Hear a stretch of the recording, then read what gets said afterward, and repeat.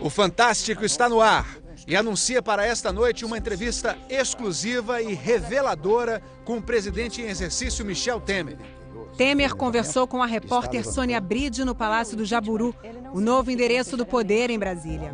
O presidente em exercício falou sobre saúde, educação, corrupção, lava-jato, projetos de governo e como conquistar o apoio popular. O apoio ao impeachment, ele não significa necessariamente o apoio ao presidente interino Michel Temer. Como é que o senhor pretende reverter isso? Eu reconheço que não tenho esta inserção popular que só ganharei ou só terei se legítimo como é o nosso governo, ainda que interinamente, eu produzir efeito benéfico para o país. Temer falou também sobre o legado que pretende deixar para o Brasil. Reduzir o desemprego, em primeiro lugar. Em segundo lugar, ver um país pacificado, em que os brasileiros passem a dar-se as mãos, não haja mais essa divergência que se instalou no Brasil. Se o senhor conseguir tudo isso, o senhor será candidato à reeleição? A entrevista completa do presidente em exercício Michel Temer você vai ver esta noite no Fantástico. O presidente em exercício Michel Temer passou o domingo com a família em São Paulo. Na sexta-feira, em Brasília, Temer deu uma entrevista exclusiva ao Fantástico e disse o que pretende fazer no período em que vai ocupar a presidência. Temer falou sobre a vida pessoal, o combate à corrupção, o novo ministério e garantiu que vai convidar mulheres para o comando do governo. A entrevista completa, a repórter Sônia Bride, você vê a partir de agora. 4.000 metros quadrados com uma imensa varanda em frente a uma lagoa e muito verde. O Palácio do Jaburu, residência oficial do vice-presidente da República, é uma obra-prima de Oscar Niemeyer e outros artistas que deixaram sua marca na construção de Brasília. Neste jardim, o agora presidente em exercício caminha de manhã. É o único exercício que ele faz. A piscina até está vazia. Muitas garças no jardim, mas nem sinal dos jaburus, as aves que deram o nome ao palácio. Teve um momento no discurso que o senhor perdeu a voz. Já estão. Foi interessante. Foi o que aconteceu ali? Porque do jeito que ela foi, ela voltou. Deu um engasgo lá, né? E eu tomei um copo d'água, não resolveu. Você acha que foi secura ou foi mais emoção? Talvez secura, viu? As poucas coisas que ele mudou no palácio foram os sofás da sala e os livros da biblioteca. Michel Temer se descreve como um leitor voraz. Nas prateleiras, livros de economia, tratados de direito, romances e poesia. Só não tem nenhum exemplar dos livros que Michel Temer escreveu. 3 sobre direito e Constituição e 1 de poesias. Mesmo ocupando a residência oficial por mais de 5 anos, este nunca foi o lar de Michel Temer. A mesa de jantar é usada para refeições de trabalho. A mulher, Marcela, e o filho Michel, de 7 anos, vivem em São Paulo e a família só se encontra nos fins de semana. O senhor pretende trazer a família para cá agora?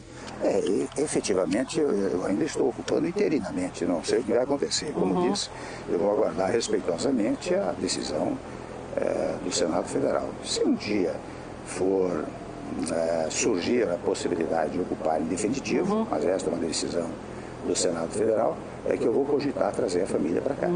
E daí não dá para viajar no sábado e domingo. O presidente em exercício tem também 3 filhas adultas, Luciana, Maristela e Clarissa, do primeiro casamento com Maria Célia. O casamento com Marcela foi em 2003.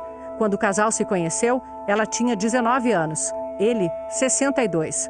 Durante a entrevista, no fim da tarde de sexta-feira, a mulher e Michelzinho estavam no palácio, mas não saíram da área íntima. Se acontecer alguma coisa que leve a ocupar a presidência da República, ela virá para desenvolver toda a área social. Ela vai trabalhar. Ela vai assumir funções na área social. Seguramente, já conversamos sobre isso. Ela tem formação nessa área? Tem, ela é advogada, né? Advogada e tem muita preocupação com as questões sociais. Antes de começar a entrevista, eu queria mostrar uma coisa para o senhor. Deixa eu abrir aqui. Primo. As imagens são da reportagem que você viu agora há pouco no Fantástico. Na Vila Libanesa, onde nasceram os pais e 3 irmãos do presidente em exercício, os parentes comemoram a sua posse. Ficaram felizes, né? Esse o senhor reconheceu, seu primo? Reconheci. Eu estive lá, né? Meus pais nasceram lá, casaram-se lá. E meus 3 primeiros irmãos nasceram lá, né? Este moço aqui morava em Tietê. Ele foi para o Líbano jovem ainda e ficou lá. A palavra vice na língua árabe. Rua, olha, Michel Temer. É isso aí. Mas eu não sou, eu sou presidente interino ainda, né? Ficam naturalmente orgulhosos, né? O senhor tomou posse essa semana e entre todos esses desafios que o senhor tem pela frente, qual é o desafio que lhe tira o sono? Olha, é fazer com que o Brasil se equilibre, em primeiro lugar. Se equilibre economicamente, politicamente, eticamente e que possamos ter um país pacificado. Sabe que não é de hoje que eu tenho dito que o Brasil precisa de uma pacificação, de uma unidade nacional e por isso eu tenho pregado a necessidade da unificação do país. E a unificação do país significa a unificação dos partidos políticos, dos empregadores com os trabalhadores, enfim, um esforço conjunto da sociedade brasileira para que nós possamos sair da crise em que nos achamos. O senhor vê possibilidade de pacificação, no caso, com a presidente afastada, Dilma Rousseff, e o PT? Eu vejo, eu sou muito atento à institucionalidade do país. Ainda no meu discurso, eu disse, olha, eu quero prestar uma homenagem institucional à senhora presidente da República e faço questão que todos façam o mesmo. Uma coisa é o impedimento, as razões que levaram ao afastamento, outra coisa é o não reconhecimento de alguém que presidiu o país. Um outro desafio grande que o senhor tem pela frente é o apoio da população, porque o apoio ao impeachment, ele não significa necessariamente o apoio ao presidente interino Michel Temer. Como é que o senhor pretende reverter isso? Olha, eu tenho uma legitimidade constitucional, porque constitucionalmente, se a presidente se afasta, quem assume é o vice-presidente. Graças a Deus eu tenho uma longa história pública, você sabe que eu fui 3 vezes presidente da Câmara dos Deputados, fui secretário da Segurança 2 vezes em São Paulo, procurador-geral do Estado. Agora, fui eleito juntamente com a senhora presidente, não é? Os votos que ela recebeu, eu também os recebi. Aliás, no painel da votação estava a foto da senhora candidata, então, a presidente e do candidato a vice-presidente. Especialmente porque, quando nós fizemos aliança, evidentemente que o PMDB trouxe muitos votos à nossa chapa, né? Mas eu reconheço que não tenho esta inserção popular que só ganharei ou só terei se legítimo como é o nosso governo, ainda que interinamente, eu produzir efeito benéfico para o país. Eu acredito, tenho esperança que nós conseguiremos. O senhor já garantiu a manutenção dos programas sociais, Bolsa Família, Minha Casa Minha Vida, o ProUni, Pronatec. Ao mesmo tempo, é preciso fazer um corte de gastos drástico no governo para garantir um equilíbrio das contas sem precisar aumentar impostos. Como é que é possível equacionar isso? É precisamente estabelecendo prioridades. E uma das minhas prioridades, ou das nossas prioridades, é exatamente a atenção com os mais carentes, com os mais pobres. Nós não podemos abandonar aqueles que têm dificuldade até de vivência e de sobrevivência. Então, quando eu disse, olha, eu vou manter Bolsa Família e outros tantos programas sociais, é na concepção mais absoluta de que há que haver uma certa proteção àqueles que não têm por conta própria a possibilidade de sobrevivência. Dá para equacionar isso? Dá para manter os investimentos sociais? Dá. Se for necessário, eu cortarei de outros setores, não cortarei daqueles mais carentes no país. A educação no Brasil está numa situação muito difícil. A qualidade é tão baixa que compromete a nossa capacidade de crescimento econômico, porque a produtividade do trabalhador brasileiro, por causa da baixa educação, ela é uma produtividade muito baixa. Como é que o senhor pretende enfrentar isso? Os estudos estão sendo feitos. A intenção de resolver esse tema já está posta sobre a mesa. Eu devo até dizer que, em matéria educacional, as escolas são federais, estaduais, municipais.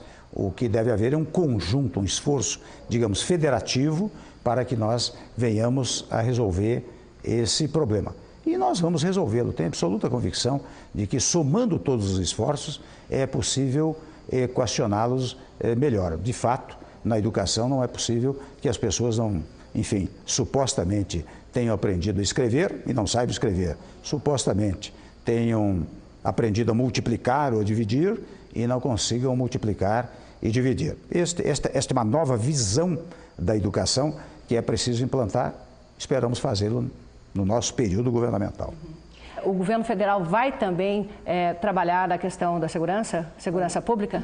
Vai coordenar o serviço de segurança pública. Aqui, na área federal, nós temos a Polícia Federal, que cuida dos crimes chamados federais. Já nesta reunião do secretariado, deliberamos que o ministro da Justiça convidaria os secretários da Segurança para um primeiro encontro e reiteraria muitos encontros para uma ação coordenada da União Federal com os estados federados. Me recordo, quando secretário da Segurança, os problemas eram naturalmente de menor escala. E me recordo também, se me permite relembrar, que na época nós criamos alguns instrumentos que simbolicamente produziram efeitos. Vou dar exemplos a você. Por exemplo, havia muita agressão e mau atendimento às mulheres nas delegacias. Nós criamos a Delegacia da Mulher. Pronto, o atendimento melhorou porque botamos uma delegada mulher, 2 escrivãs, 15 investigadoras. O atendimento melhorou sensivelmente. Hoje tem mais de 100 delegacias da mulher no país. Houve uma época que houve, digamos, agressão de natureza racial no centro de tradições nordestinas, nas sinagogas. Eu criei uma delegacia de apuração de crimes raciais. E veja o que é simbologia. Acabamos de criar, acabaram os atentados. Havia o problema da pirataria. Em 84, eu criei a primeira delegacia de proteção aos direitos autorais. Ou seja, há coisas simbólicas, né, que não demandam orçamento, não demandam dinheiro e produzem efeito. E estou dando esses exemplos para dizer que nessa conjunção que se fará dessa reunião do ministro da Justiça com os secretários de Segurança, é muito provável que surjam as mais variadas ideias desta natureza. De fora a parte, naturalmente, o instrumental necessário, isso demanda recursos, que os estados terão. E existe alguma área no seu governo que não vai ter corte de recursos? Bom, nós temos hoje as chamadas vinculações constitucionais, são despesas obrigatórias. Aí, em princípio, não pode haver corte, né? Nós podemos cortar nas chamadas despesas discricionárias. Onde for necessário cortar, nós vamos cortar. Veja que nós já eliminamos vários ministérios e agora estamos levantando, o ministro do Planejamento está levantando todo o panorama administrativo da União para eliminar vários cargos comissionados. Eu penso que entre 4 a 5 mil cargos comissionados, isso significa redução de despesas, nós vamos conseguir atingir. O senhor disse no seu discurso de posse que fará as reformas respeitando os direitos adquiridos. Já o ministro da Economia, o ministro da Fazenda, Meirelles, ele disse que vai haver um período de transição, uma regra de transição, defendendo aí a idade mínima para aposentadoria. Regras de transição, elas não ferem o princípio do direito adquirido? Nós não examinamos esse assunto ainda. Sônia, você sabe que eu prezo muito o texto constitucional e direito adquirido está previsto no texto constitucional. Se vulnerar o direito adquirido, não faremos. As chamadas verbas de transição, muitas e muitas vezes não ferem o direito adquirido, porque apanham aqueles que ainda estão para aposentar-se. Esta matéria não está definida, o que não é possível é não fazer nada em matéria de previdência, por uma razão singela. Daqui a alguns anos, quem sofrerá as consequências serão exatamente os aposentados. Veja que nos estados federados já há um grande problema para pagar aposentadoria e até para pagar salário. O senhor falou em formar um Ministério de Notáveis, mas as suas escolhas elas têm sido bastante criticadas porque elas teriam seguido o critério de outros governos, que é o apoio dos partidos, o loteamento dos ministérios entre as legendas. Você sabe que eu fiz dois jogos, né? Um primeiro falando com a sociedade. Quando nós eliminamos os vários ministérios, nós falamos com a sociedade. Mas ao depois, eu tive que fazer uma composição de natureza política. Ela é inevitável, porque na democracia é assim. Você só não homenageia o legislativo e não homenageia o judiciário nos sistemas autoritários, nas ditaduras. Mas num sistema democrático, você há de conviver com o legislativo e com o judiciário. Os partidos trouxeram vários nomes, eu penso, posso ter me equivocado, creio que não, mas eu penso que escolhi os melhores nomes nesse sentido se são notáveis ou não, são notáveis politicamente, são notáveis administrativamente, né? Porque senão nós ficamos com um preconceito que notável é só aquele que está fora da classe política. E não é assim. Se um ou outro ministro não proceder adequadamente, fiz até este alerta na reunião do Ministério, é claro que ele estará fora da equipe ministerial. Como é que foi esse alerta, presidente? Se houver um equívoco ou equívocos administrativos e, no particular, se houver irregularidades administrativas, eu demito o ministro. Senhor presidente, o senhor lembrou aqui que o senhor montou a primeira delegacia da mulher. No entanto, no seu ministério, pela primeira vez desde a redemocratização, não há uma só mulher. Como é que o senhor vê as críticas de que a composição do seu ministério é um retrocesso na questão da diversidade de representação do povo brasileiro? Primeiro, eu contesto a afirmação de que não há nenhuma mulher. Você sabe que um dos cargos mais importantes da presidência da República é a chefia de gabinete da presidência da República, ocupada por uma mulher.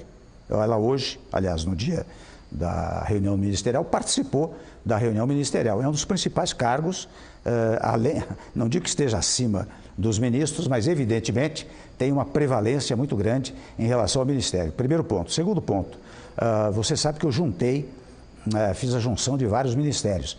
E agora, pelo menos em 3 deles, a cultura, né, educação e cultura, mas para a cultura eu quero trazer uma representante do mundo feminino. Para a ciência, tecnologia e comunicações, eu quero trazer uma representante do mundo feminino. E também na chamada igualdade racial, mulheres, etc., que passou a ser cidadania, eu quero trazer uma mulher. Portanto, eu terei, no mínimo, 4 mulheres integrantes do Ministério. Mas sem status de ministro? Mas, olha, convenhamos, há pessoas que se seduzem com a história de ser ministro ou não.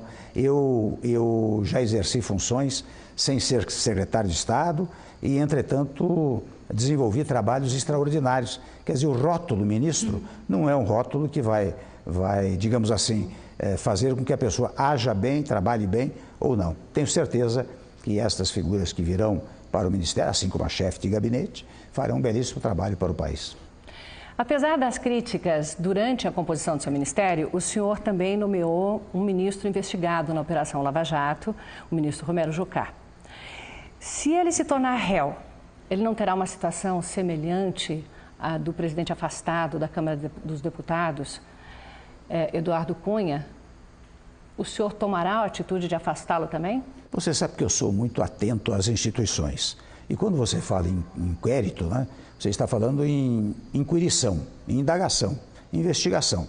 Portanto, você disse bem, ele ainda não é réu. Primeiro ponto. Segundo ponto, o Jucá é uma figura, olha, permita-me o elogio, ele é uma figura de uma competência administrativa extraordinária. Sobre o foco econômico, penso eu que ninguém conhece tão bem o orçamento e as razões orçamentárias como ele, em primeiro lugar. Segundo lugar, tem uma capacidade de articulação política que é fundamental na democracia. Até não é sem razão, já disse ele, que ele foi líder de governo de 3 governos, né?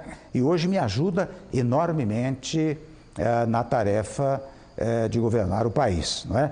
E terceiro, eu espero, pelo menos ele tem me afirmado, com absoluta tranquilidade, que os dados que chegam aos ouvidos dele é de que quando alguém diz alguma coisa, diz por ouvir dizer. Então nós não temos que pensar porque a pessoa investigada, ela está, digamos assim, com uma espécie de morte civil, não pode mais fazer nada no país, né? Mas se ele se tornar réu, qual vai ser a sua Daí eu atitude? Vou examinar. Vai examinar. Vou examinar. O senhor já reiterou várias vezes o seu apoio à Operação Lava Jato, inclusive no seu discurso na quarta-feira. O senhor sabe que declarações geralmente têm que ser confirmadas com ações. O senhor pretende manter o diretor-geral da Polícia Federal, que vem conduzindo essas investigações até agora e sem questionamentos? Pretendo. Você sabe que ele sairá quando desejar e quando houver um ajustamento entre ele e o ministro da Justiça. Agora, eu acho que o Executivo não tem o direito no sentido constitucional, de interferir numa questão que está sendo levada pelo Ministério Público, pela Polícia Federal e pelo Judiciário. Não haverá interferência nenhuma. Delatores da Lava Jato citaram o seu nome. Em 2 situações, disseram que o senhor indicou diretores da Petrobras, que depois se envolveram em corrupção e que o senhor recebeu uma doação de 5 milhões de reais de uma das empreiteiras. A Procuradoria da República não viu nisso motivo suficiente para abrir investigação. Mas essas citações constrangem o senhor de algum modo? É uma pergunta que comporta uma resposta tão singela, tão fácil, tão tranquila.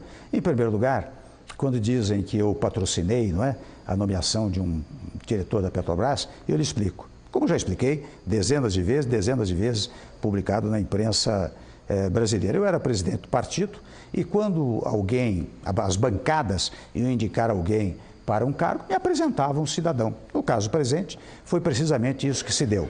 Apresentaram-me o cidadão que foi nomeado depois diretor da empresa. Primeiro ponto. Segundo ponto, a tal história da doação é interessante, fala-se como se alguém tivesse chegado perto de mim, aberto o bolso da minha calça, então, olha, 5 milhões, abre aí que eu vou colocar no seu bolso. Não foi isso.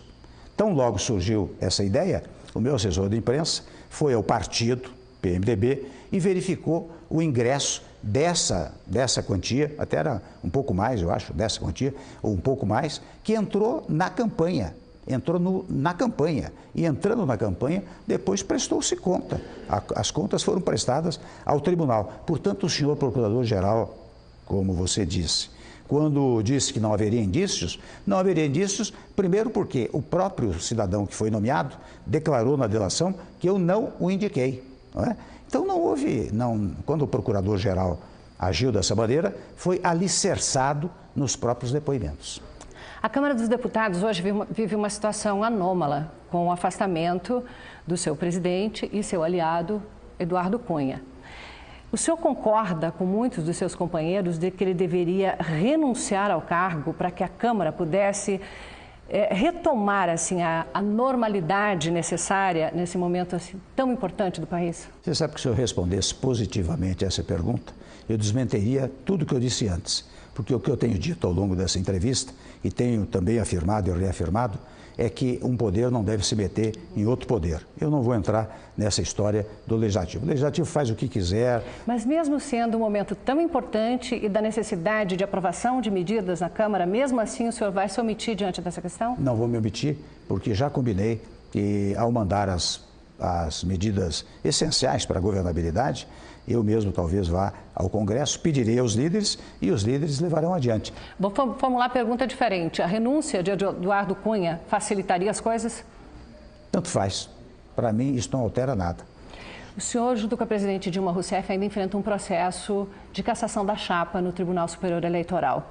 O senhor já teve como estratégia separar o seu nome, a sua prestação de contas, da prestação de contas da presidente Dilma.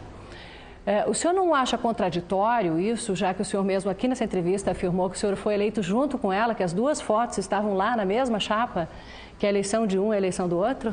Eu devo reconhecer que a posição do Tribunal Superior Eleitoral é nessa direção. Mas é interessante, nós temos, e aqui vai digamos assim, um debate acadêmico e jurídico que vai interessar muito, penso eu, ao Tribunal Superior Eleitoral. Você veja, a regra básica da Constituição é que nenhuma pena passará da pessoa do acusado. Esta é uma regra dos direitos individuais que é utilizada em todos os foros. Ora bem, quando a acusação se dá pela campanha da senhora presidente, não envolvendo a campanha do vice-presidente, porque o vice-presidente tinha uma contabilidade própria, tinha um comitê financeiro próprio, teve recursos próprios. Se não envolve o vice-presidente, não tem sentido. Seria a única exceção ao texto constitucional em que a penalidade imposta a um alcança um terceiro. E aí, eu confesso a você, há dezenas de argumentos reveladores que uma coisa é a figura institucional do presidente da República, outra coisa